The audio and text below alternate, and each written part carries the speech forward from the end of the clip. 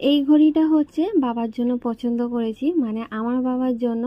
আর আমি এদিকে সকাল সকাল রেডি হয়ে গেছি, কারণ হচ্ছে আজ ওই বাড়িতে যাব। আজ হচ্ছে আমার বাবার জন্মদিন, তো বাবার জন্য হচ্ছে এই জন্মদিনের গিফটটা সারপ্রাইজ আছে। তবে এই ঘড়িটা কিন্তু ফার্স্ট ওই পছন্দ করেছিল, তারপর আমারও পছন্দ হয়েছে। বাবার হাতে ভালো মানাবে। আর আজকে ভেবেছিলাম একটু শাড়ি পরে যাব বাড়ি, কিন্তু এই যে এত ব্যাগ নিয়ে আর শাড়ি পরে আমি নিজেকে সামলাতে পারবো না, সত্যি কথা। তাই এই জামাটাই পরে নিলাম। জামাটা কাল রাতে সেলাই করেছিলাম, তো পিঠে ব্যাগ নিয়ে নিয়েছি। আর যাওয়ার আগে হচ্ছে ওর গাড়ির চাকায় হাওয়া দিতে হবে, তো এটা এখন ডেলির ব্যাপার হয়ে গেছে। আর আজকে না প্রচুর রোদ উঠেছে, এতটাই রোদ যে আমি না নিতে পারছি না, মুখ পুরো জ্বালা জ্বালা করছে। হ্যাঁ, কষ্ট হচ্ছে, তবুও যেন মনে হচ্ছে এই রোদটাই ভালো। কারণ খবরে যেটুকু শুনতে পাচ্ছি, খবর তো তেমন আমি দেখি না, তো ওই মোবাইলের সামনে যেটুকু আসে আর যেটুকু দেখার ইচ্ছা হয় সেটুকুই দেখি। তো যাই হোক, বৃষ্টির খবর যেটা, আমরা দুজনে তো মেট্রো স্টেশনে চলে এসেছি। ও হচ্ছে ওই পারে আর আমি হচ্ছে এই পারে, দুজনের পর দুদিকে।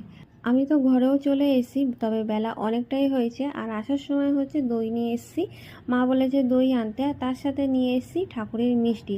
আমি কিছু নিই আর না নিই, ঠাকুরের জন্য দুটো হলেও মিষ্টি আমি হাতে করে নিয়ে ঢুকি। আর ফুলটা তেমন আনি না, খুব কম ফুলটা আনি। আর ওই যে আজকে বাবার জন্মদিন বলে মা সকালবেলা এই লাড্ডুটা দিয়ে ঠাকুরকে পুজো দিয়েছিল, এটা তারই প্রসাদ। তো এইগুলো হচ্ছে বাবার জামার প্যান্টের পিস, যেটা হচ্ছে আমি দেখানোর জন্য তো খুব উত্তেজিত হয়ে আছি, কিন্তু আমার মায়ের সময়ই হচ্ছে না যে একটু হাতটা খালি হবে আর দেখবে। তো চলো, এখানে তো আমি প্রথম খুলছি, আগেও তো তোমাদের দেখানো হয়নি। এটা হচ্ছে একটা প্যান্টের পিস আর জামার পিস। দারুণ হয়েছে না? আমার তো এক নজরে এত ভালো লেগেছে। আর বাক্সটাও এত দারুণ এসছে না, যেন মনে হচ্ছে গয়নার বাক্স। তো দুটো তো আমার খুব পছন্দ হয়েছে, আর মায়েরও পছন্দ হয়েছে। আর মা হচ্ছে এখানে গরম গরম একদম গোবিন্দভোগ চালের ফ্যানে ভাত বসিয়ে দিয়েছে। আমি আসার আগের দিনই মাকে বলে দিয়েছিলাম যে মা, গরম গরম গোবিন্দভোগ চালের ফ্যানে ভাত খাও, যেটা আমার না ওখানে একদমই খাওয়া হয় না, ওর জন্যই খেতে পারি না। তো আর একার জন্য করতেও ইচ্ছা করে না, আর এখানে হচ্ছে মা খেতে পারে না বাবার জন্য। তো চলো একসাথে দুটো কাজ, মারও খাওয়া হবে আমারও খাওয়া হবে।